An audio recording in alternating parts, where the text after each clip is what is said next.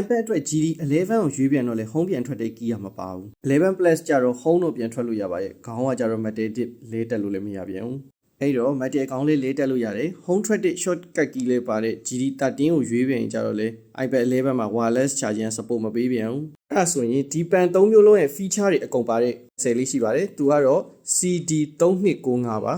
Type C ရော wireless charging ရောနှစ်မျိုးလုံး support ပေးတယ်လက်တင်ရေးလို့ရတဲ့ pen rejection